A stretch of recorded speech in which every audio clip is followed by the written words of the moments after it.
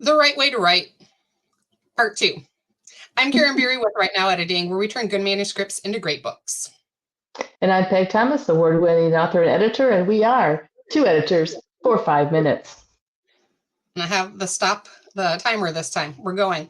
After we finished last week's episode, Peg and I were talking about how many other things we didn't get to discuss because we promised you only 5 minutes. So we want to talk about some of the other options that we just briefly started to discuss. One of the things that I was kind of left off on last time was the different places that you can write. I mentioned how I like to go out in public, coffee shops, libraries, even sometimes Peg and I have met before having writing retreats. Just being in the presence of other people who are writing can be very motivational. So if you struggle on your own to find that discipline to write, find a writing partner, whether it's in person or online, that you can meet with just to make sure that you're getting your butt into your chair, because that's what you need to do. But there are other ways that you can write that we want to talk a little bit about. So, Peg, one of the things you had mentioned when we were chatting after the recording stopped was dictation.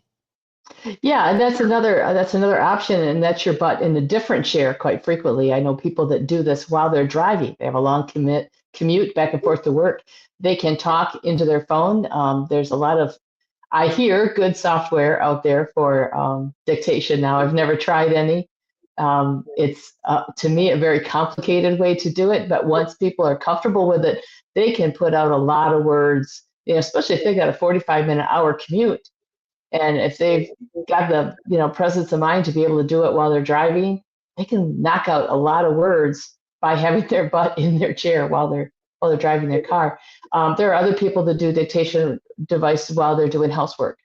I know one lady who said when she was doing laundry, she would be dictating. I'm sure I would fold everything backwards if I tried that, but it's one way. And there's other things too. For me, I love my office. I found when I did not have my office while we were homeless there for a while, and then we were renting and what have you, I did not write very much at all. I was not very productive. Not that I didn't try to write, but my word counts weren't as well. I don't do as well in a coffee shop. I'm easily distracted. I chase every squirrel, and I get my most productive writing done when I'm in my spot. I guess I'm territorial. And like I said, I'm a little more flexible in that. I have finally my perfect office setup that I love. You can't see it. I have an electric standing desk that goes up and down. But sometimes I've just been home alone too long, and I'm an extrovert. So just being in the presence of people works for me. But as you can tell from what we've been saying, there is no right way to write. If it works for you to There's say, I'm not. going to join the 5 a.m. club, and every day from 5 to 6 a.m. before I work, that's what I'm going to do. Maybe it's after you put the kids to bed. Maybe it's the 100 to 200 words at a time. Whatever works for you is the right way for you to write your book.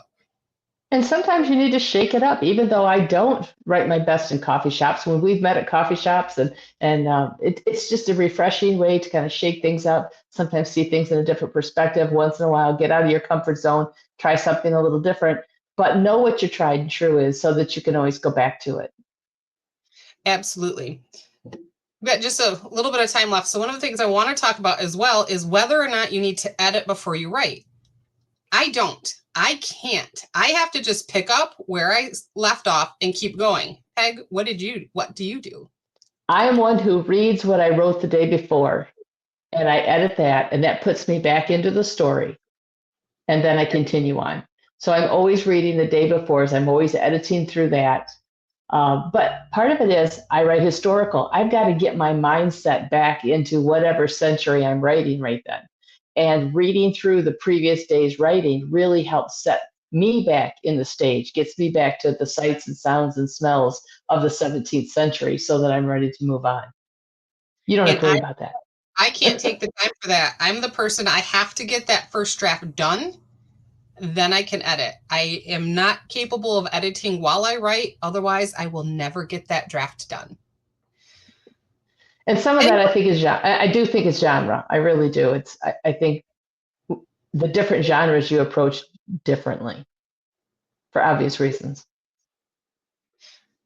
We've got a couple You don't have to seconds. work yourself. You don't have to work yourself back up into the 21st century. Right. Any other last minute thoughts before we end our second episode of The Right Way to Write? Find your right way, and you may have to try several before you find the one that works for you. But pay attention to what you're doing, how many words you're getting down, and where you feel the most comfortable and the most productive. Find it for you, and that's what you want to stick with. That's all the time we've got for today. If you've got any questions, leave us a comment. Until then, or now then, we will see you next week. I'm Karen Beery with Right Now Editing. And I'm Peg Thomas. See you. Yeah.